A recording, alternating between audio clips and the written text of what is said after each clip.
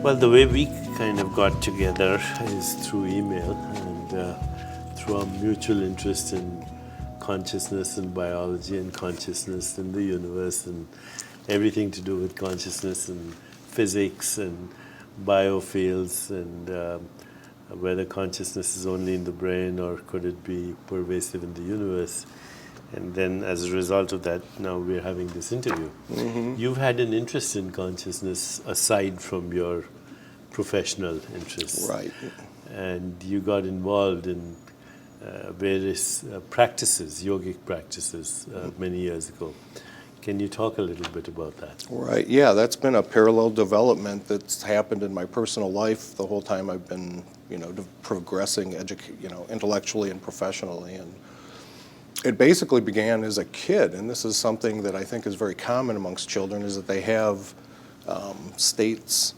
Altered states. Yeah, altered states, non-ordinary experiences, and then adults tell them, well, that's not real, or you're dreaming, or whatever, and then they eventually believe that and quit pursuing that. And as a child, I had basically what you would call visual hallucinations, and what they were is the whole air around me when I would lay down to sleep would be filled with what I perceived as a child as green baby pens all hooked together. And I would baby pens that you use to pin a diaper? That's what it looked like, just strings of these things making planes. And occasionally I would see this red static sweep through it.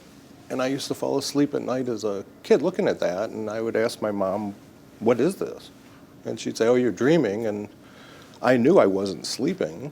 And in fact, after she said you're dreaming, I would make sure to recognize that I wasn't sleeping.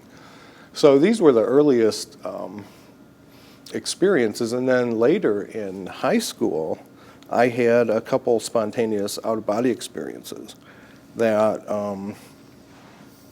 where I was basically taking a nap in the afternoon, and then all of a sudden I wake up and I'm spinning around the periphery of my bedroom.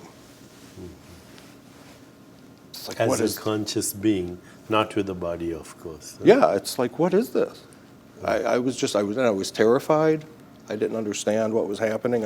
I felt like a spinning top going around the room. Right. And those experiences too, I basically, what's the psychological term? Pushed them under the surface. Repressed them, if you will. Mm-hmm. And then several years later in college, I met some friends that exposed me to theosophy books and this idea of astral projection.